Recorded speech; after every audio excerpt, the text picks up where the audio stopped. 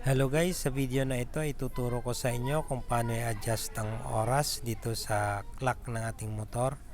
Ang ating motor ay Aerox 155 version 1. Kung makikita ninyo, ang oras natin dito sa ating cellphone ay 7:19, samantalang dito sa ating motor ay 7:15.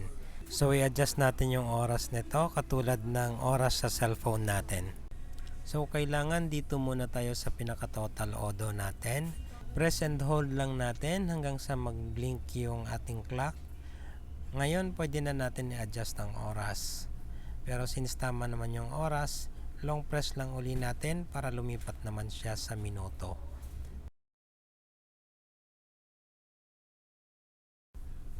Pindot-pindot lang natin hanggang sa ma-reach natin yung number na gusto natin.